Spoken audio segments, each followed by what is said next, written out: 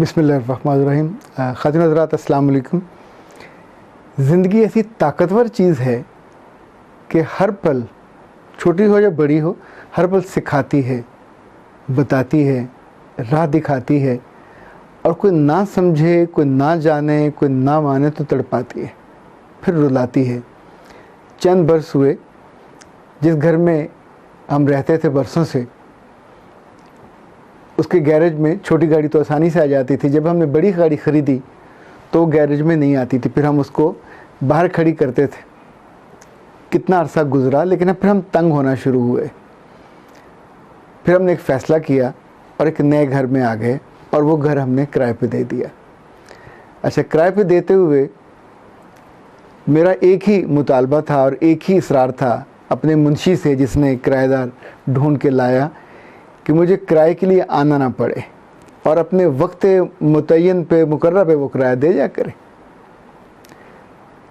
जब उनको हमने दिया तो उसने कहा था मेरी शादी होने वाली है, छोटी सी फैमिली, एक मियाँ बीवी, और कभी कभी उसके घर से को आ जाया करेगा।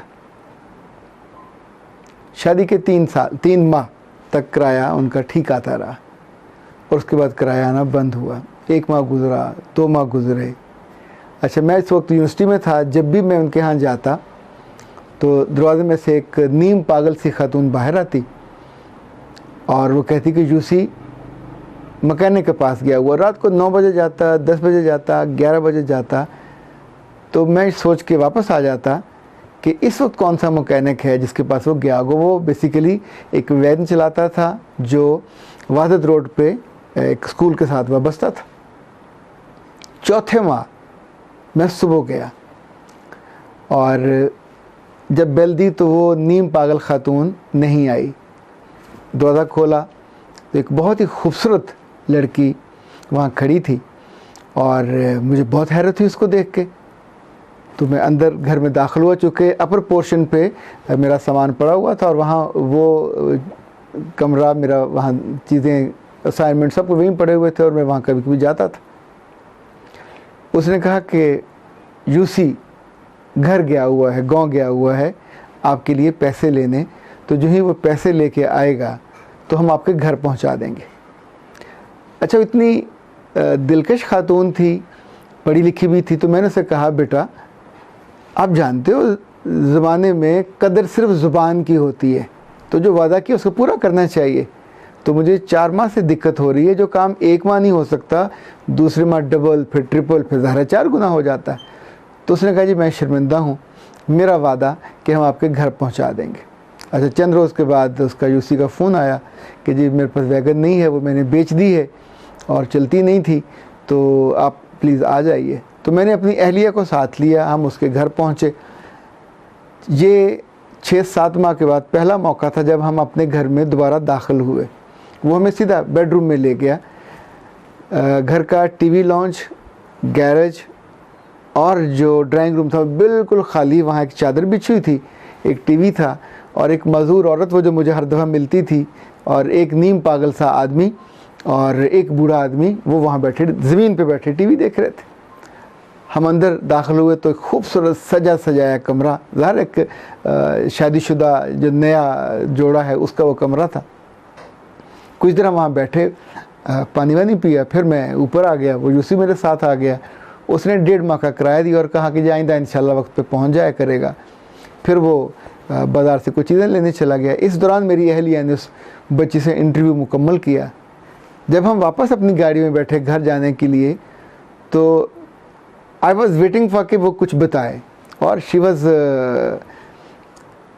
वो एक दुआ पढ़ रही थी, अल्हम्दुलिल्लाह लज़ी आफ़नी में मुब्तला का। ये किसी को मुश्किल में देख के जो दुआ पढ़ी जाती है, ये वो दुआ थी।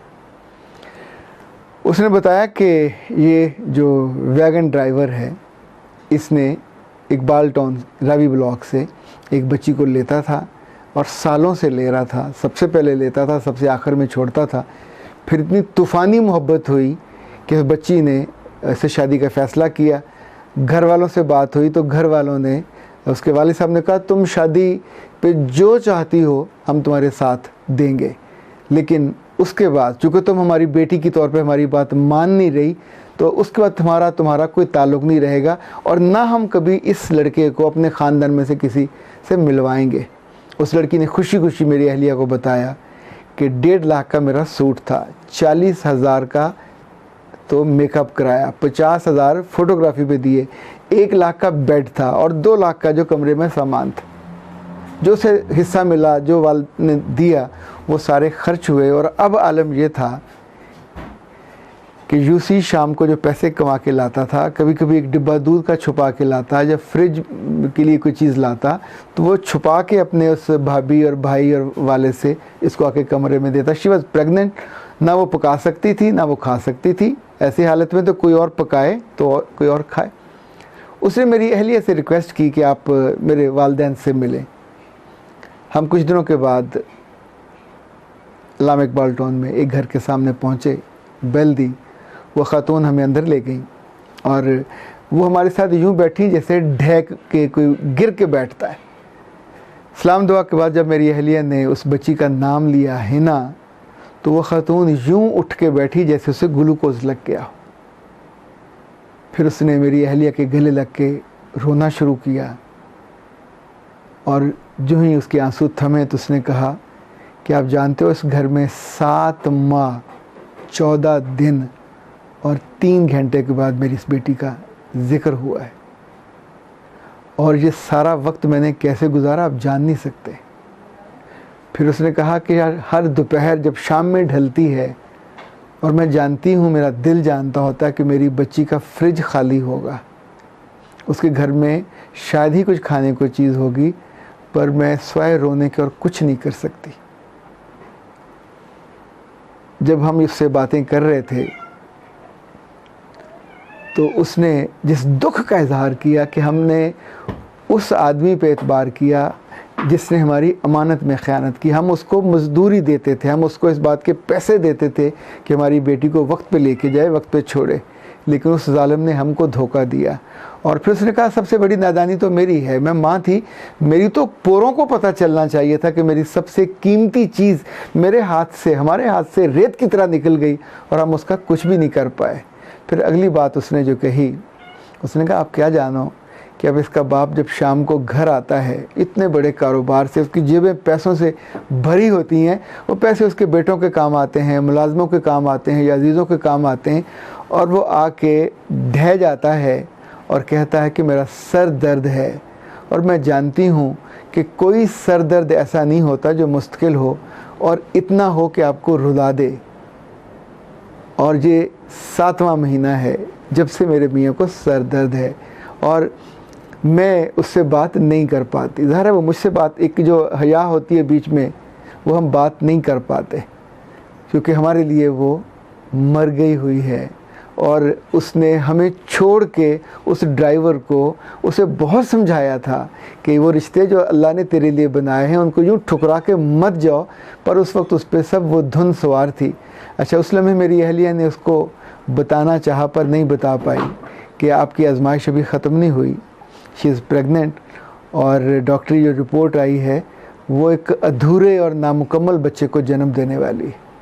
जब हम वहाँ से वापस पलटे तो यकीन माने दिल हमारा दुख से और अज़ियत से भरा हुआ था।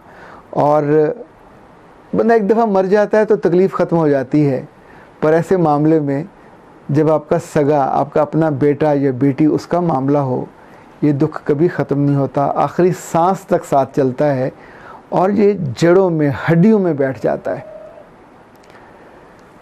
रब आपको ऐसी किसी भी आजमाइश से बचाए रखे, आपके दोस्तों को, आपके अजीज़ों को भी बचाए रखे। पर वो बीच में जब कोई चील आके हमारे बच्चे को उठा के लेके जाती है, कब कोई नादान और बदनीयत आदमी ये काम करता है कि उस कीमती बेटी को ले जाता है और हमें ख़बर भी नहीं होती, नुकसान का आगाज़ वहाँ से होता है। हमेशा वहाँ से रोकना चाहिए, ध्यान वहाँ रखना चाहिए। बाद का दुख तो एक ऐसा पिघला हुआ शीशा होता है जिसमें से आपका मफ़र ही नहीं है, आप उसी में जलते हो, उसी को सहते हो और उसी को भुगतते हो, और ये बहुत तवील होता है, ये ख़त्म भी नहीं होता। इस आजमाइश से रब आप सबको बचाए रखे और हमारी ज़िंदगियों को आसूदा और अपने बच्चों की खुशियों और उनकी इज़्ज़त और आबरू के साथ हमारे ज़िंदगी को सुखों में शामिल रखे। अस्सलाम वालेकुम।